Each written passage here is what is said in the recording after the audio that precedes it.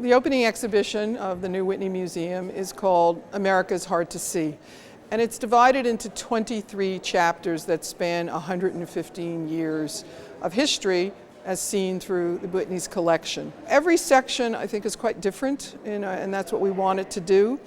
And it's not a survey, it's not everything, doesn't tell the complete story. If anything, what we wanted to do was to take some moments to maybe add or even create some new narratives. A show that showed the complexity of art in the United States from 1900 to the present, the layered, the conflicts, the ambiguities. We wanted people to slow down, stop, think, say, oh, who is that?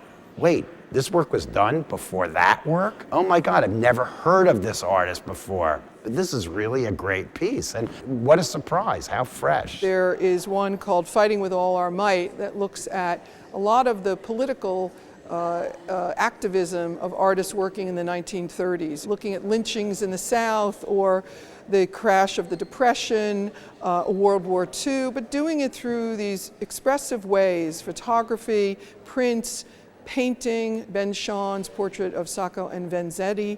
That is a really kind of extraordinary moment. But then there's also something called Music Pink and Blue that looks at the idea of synesthesia in the arts and the reverie and transcendence seen in, say, Georgia O'Keeffe's painting of the same name. And so there's such a range of things. You know, the aesthetic issues that occur throughout the century in American art are very evident.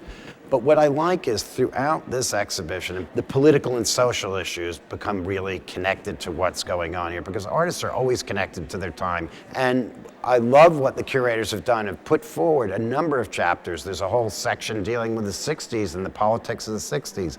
There's another section that's dealing with the AIDS crisis and the artists who are addressing the AIDS crisis in the 80s.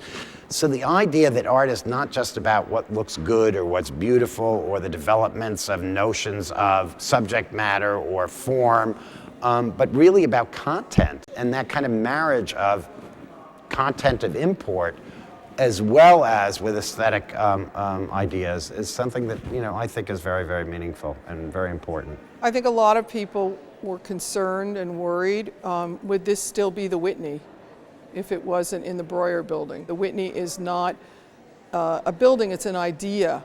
And so I think that embodied within this building, what drove the decisions and the design of this building is the ethos of the museum. The commitment to living artists, to experimentation, to being bold. You know, the idea of the Whitney being a very approachable museum, I think in an interesting way, we may be as approachable, if not more approachable than ever. Because the artists themselves, and the way any artist works, whether they're in the United States or whether they're in any other country, being an artist means a level of being open and vulnerable. And so I think that, you know, here we've been able to more fully express what it is maybe the Whitney is. So I think on every level, it's still a very approachable institution.